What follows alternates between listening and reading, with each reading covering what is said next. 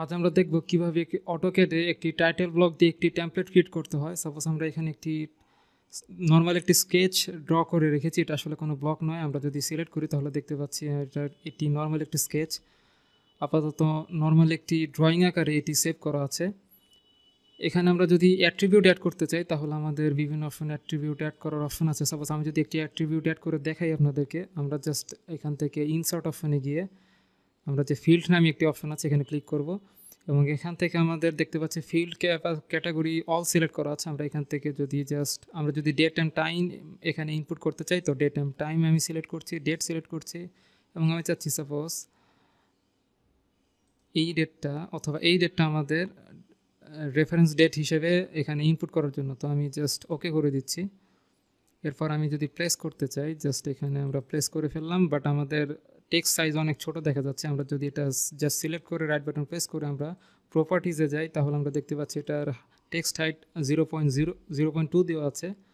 আমরা এটা সাপোজ 2.5 করে দিচ্ছি, তাহলে আমাদের সাইজটা বড় হয়ে গেল। আমরা দেখতে পাচ্ছেন যে আমাদের ডেট কিন্তু অ্যাড হয়েছে। এভাবে আমরা প্রত্যেকটা ফিল্ডে আমাদের প্রয়োজনীয় যেই ফিল্ডগুলো আছে সেগুলো এখানে ফিল আপ করে দেবো। আমরা যদি ফিল্ড অপশানে আরেকবার গিয়ে আমরা একটু দেখি, এখান থেকে জাস্ট শিট সেট যদি আমরা ইউজ করি তাহলে এখান থেকে আমরা দেখতে পাচ্ছি যে আমাদের শিট সেটে প্রজেক্ট নেম আছে, প্রজেক্ট নাম্বার আছে, তারপর আমরা দেখতে পাচ্ছি শিট টাইটেল আছে, এছাড়া শিট নাম্বার আছে, আরও অনেক সব অপশন আছে। আমরা যদি শিট সেট প্লেস হোল্ডারে যাই তাহলে আমরা দেখতে পাচ্ছি এখানে জাস্ট রিভিশন নাম্বার আছে, এছাড়া ভিউ টাইটেল আছে, ভিউ নাম্বার আছে। এসব যতগুলো অপশন আছে এগুলো সব আমরা এখান থেকে প্লেস করে এখানে বসাতে পারি।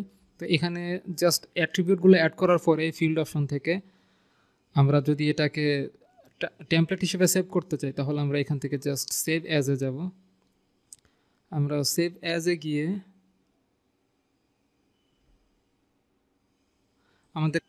আমাদেরকে এটা আগেই সেভ করলে হবে না, আমাদেরকে আগে নতুন একটি ফাইল ওপেন করতে হবে। আমরা জাস্ট এখান থেকে নিউ অপশনে গিয়ে যদি আমরা একটি ফাইল ওপেন করতে চাই তাহলে আমরা এখান থেকে আমরা ওপেনের পাশে যে অ্যারো চিহ্ন দেখতে পাচ্ছি এখানে open with no template metric নামে একটি অপশন আছে। এটা যদি আমি ক্লিক করি তাহলে আমাদের আরেকটি ফাইল ওপেন হবে টেমপ্লেট ছাড়া। তো এখানে আমরা লেআউট অপশনে যাব। লেআউট অপশনে গিয়ে আমরা জাস্ট ভিউটা ডিলিট করে দিচ্ছি। এখান থেকে আমরা ড্রয়িং যে ফাইল আছে এখানে টেমপ্লেট থেকে আমরা জাস্ট কিবোর্ড থেকে কন্ট্রোল শিফট সিপি লিখলেই আমাদের একটা কপি অপশন চালু হবে। এখান থেকে আমরা বেস পয়েন্ট সিলেক্ট করে আমরা যদি এটা সিলেক্ট করে ফেলি তাহলে আমাদের এই টাইটেল ব্লকটা কপি হয়ে যাবে। আমাদেরকে জাস্ট এন্টার প্রেস করতে হবে। আমরা এই অংশটুকু কপি হয়ে গেল। এখন আমরা যদি এখান থেকে ড্রয়িং 1 যেইটা আমরা টেমপ্লেট ছাড়া আমরা ওপেন করেছি এখানে লেয়ার 1-এ যদি এখানে সেট করতে চাই আমরা জাস্ট কন্ট্রোল ভি চাপবো, তাহলে আমরা দেখতে পাচ্ছি আমাদের পজিশন মতো আমরা এখানে বসিয়ে দিলে হয়ে যাবে। বাট আমাদের যেই লেআউট পেজ এটি কিন্তু আসলে আমাদের দেখতে পাচ্ছি টাইটেল ব্লকের থেকে ছোট হয়ে যাচ্ছে। তো আমাদের পেজ সেট আপ করতে হবে। সেই উদ্দেশ্যে আমরা লেআউট ট্যাবে দিয়ে আমরা পেজ সেট আপ অপশন থেকে এখান থেকে মডিফাই অপশন থেকে জাস্ট পেজের সাইজটা আমরা A3 করে দিচ্ছি, কারণ আমাদের টাইটেল ব্লকটা A3-র জন্য ডিজাইন করা। ক্লোজ করে দিচ্ছি। এবার যদি আমি কন্ট্রোল ভি চেপে জাস্ট পজিশনটা 0-0-তে সেট করতে চাই, আমি 0,0 লেখে ইন্টারফেস করে দিচ্ছি, তাহলে দেখতে পাচ্ছি আমাদের লেআউট ট্যাবে কিন্তু আমাদের টাইটেল ব্লকটা একদম সেট হয়ে গেছে। এই অবস্থায় আমি যদি এখন এটি সেভ করতে চাই আমরা জাস্ট এখান থেকে সেভ অ্যাজ অপশনে যাব।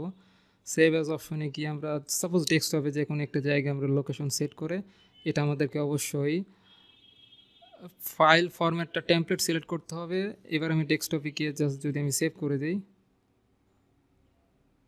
জাস্ট সেভ এখানে দিয়ে দিলেই আমাদের এই টেমপ্লেটটা সেভ হয়ে যাবে। তো আশা করছি এই টেকনিকটা আপনাদের কাজে লাগবে। ধন্যবাদ সবাই।